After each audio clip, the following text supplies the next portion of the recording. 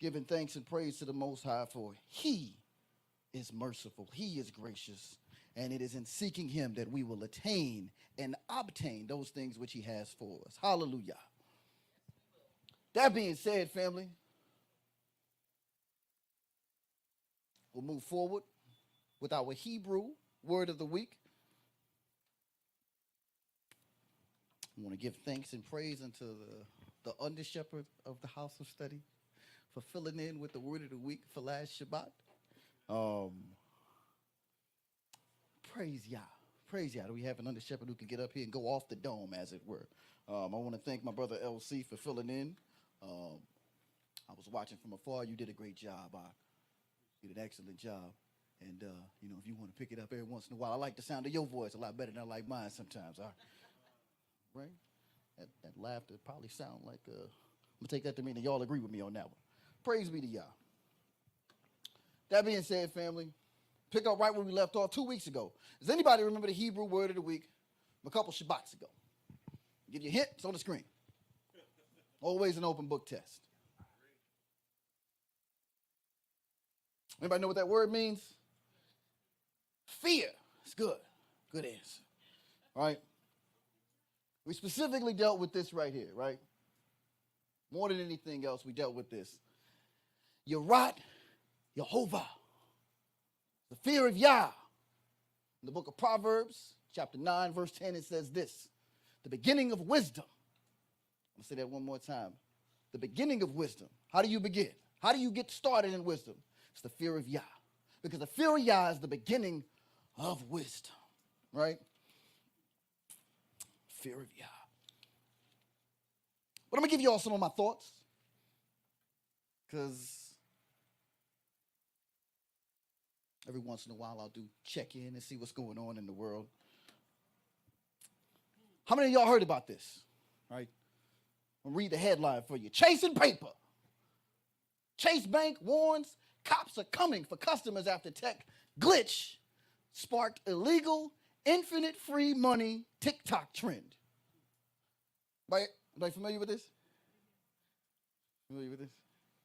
You got a mic? Okay, so for those of y'all who don't know, we get the long and short of it. There was a TikTok video that somebody put out, and a bunch of other people followed it, where you write a check to yourself for an exorbitant amount, and then you go and deposit said check. And then you go to the ATM and withdraw the money that came from said check. Now, for everybody in the room who knows how a bank works, that don't make sense. You can't get nothing if you ain't put nothing in. You can. There's consequences. A few people are about to find out. All right? You do that. They'll let you get away with it. You can walk right up to the register.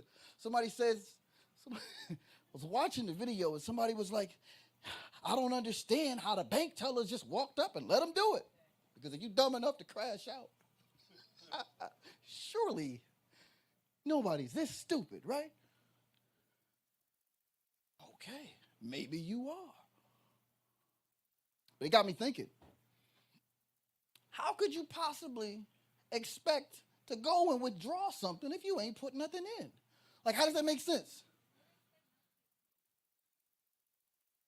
Could it be that they had no fear of the system? And I got to thinking, is this how we are with Yah? Do we go to the Most High and say, Yah, I need to make a withdrawal. I need some help right now. I ain't got it. I know you do.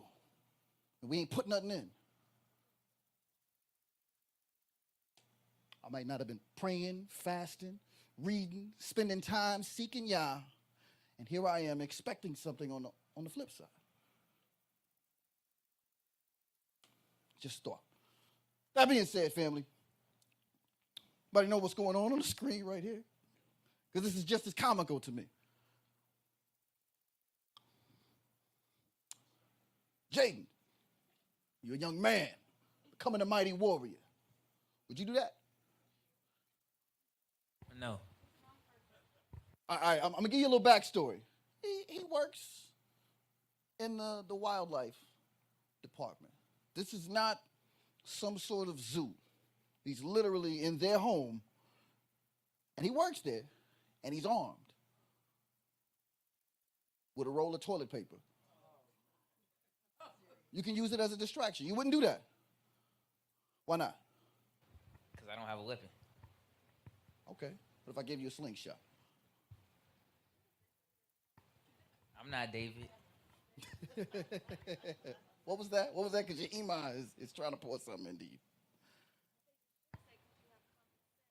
Because I have common sense. What's stopping you?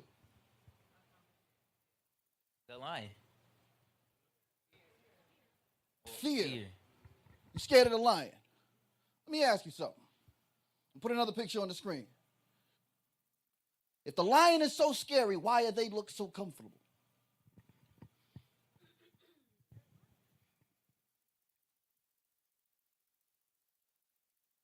If the lion is just so scary and it's so terrifying to be around a lion, why do they look so comfortable?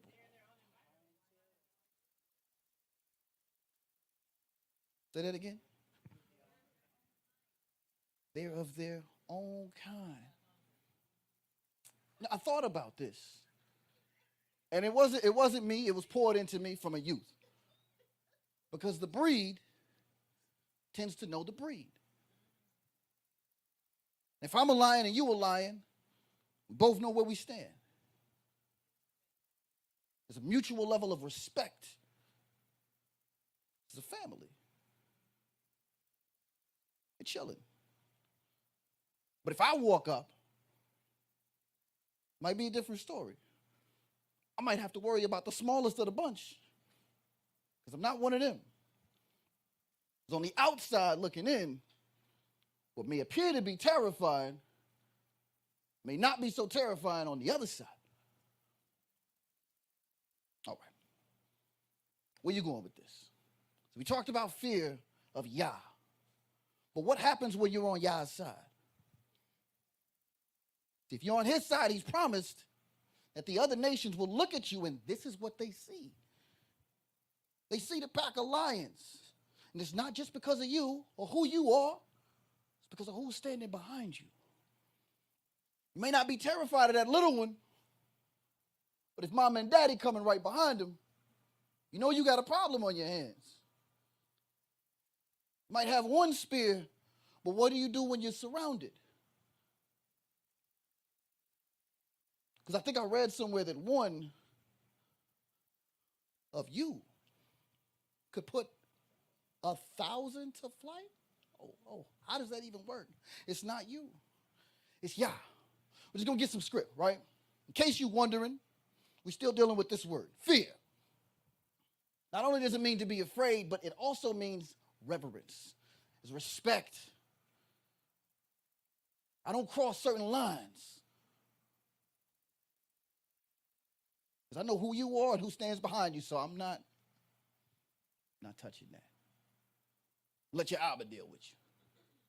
Let's get some script. Ak, if you can. LC, do you mind getting that for me? Just the last one on the screen. Shemot chapter 20. And if you can, verses 18 through 20. This is the book of Exodus chapter 20, verse 18. Hallelujah. Hallelujah. Now all the people witness the thundering, the lightning flashes, the sound of the trumpet, and the mountain smoking. And when the people saw it, they trembled and stood afar off. Then they said to Moshe, you speak with us, and we will hear, but let not Elohim speak with us, lest we die. Come on. And Moshe said to the people, do not fear. Do what? Do not fear. Why? For Elohim has come to test you, and that his fear may be before you, so that you may not sin. The Most High has brought himself unto you. The whole nation, they heard the thunder, they saw the lightning, and they said, hold on, Moshe, you got to go before us. And Moshe said, wait, he's on your side. He's just trying to bring something out of you. If y'all don't believe me, it's in the text. Joshua chapter 1, we know what happened. Moshe says, listen, I got to pour something into you. As you go forward with these people, they're a little hard-headed and stiff-necked.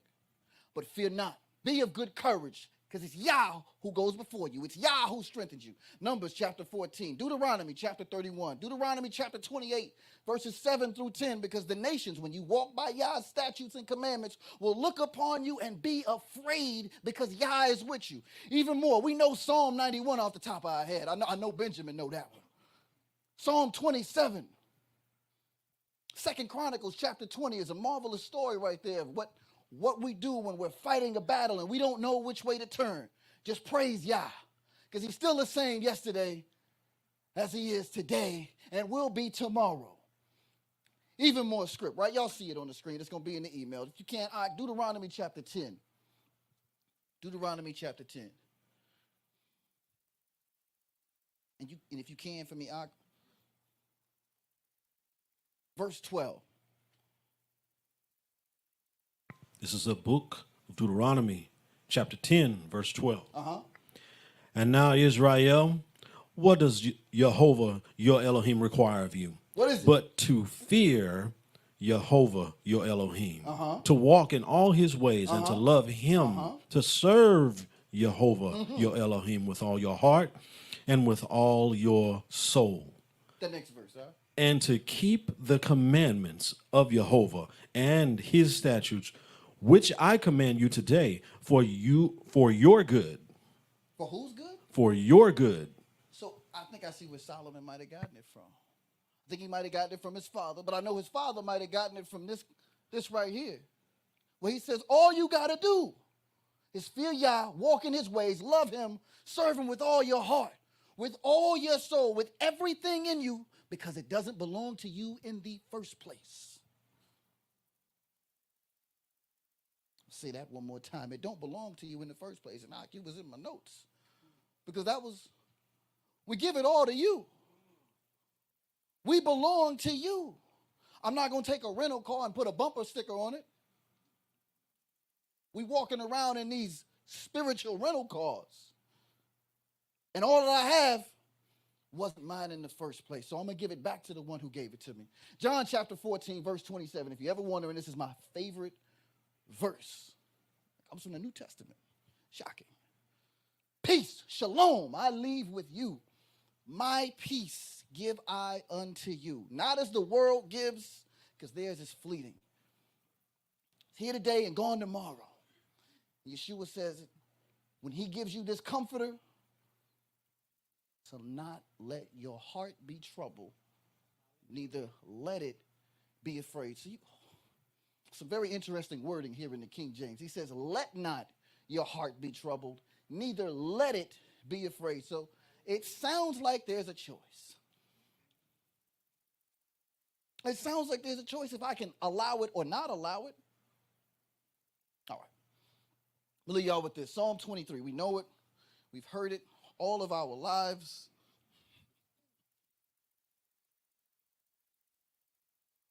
All of our lives we've heard this.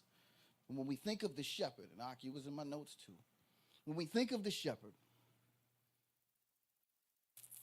not understanding from a Western perspective the role and the duty of a shepherd and the role and the duty of a sheep.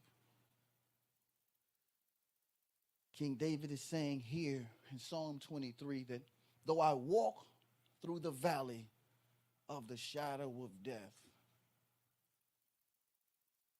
I fear no evil. It's not because of what I've done. It's not because of how mighty I am or how mighty anyone says I could be. Simply because you are with me. So we talked about this some years ago, that the shepherd usually goes before the sheep and the sheep follow.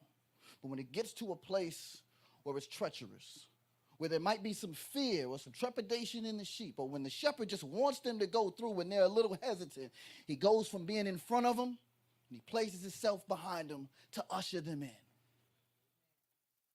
Because I know you don't want to go, but it's what's good for you. It's where you need to go, and this is where you need to be. So as the sheep, sometimes we need to look back.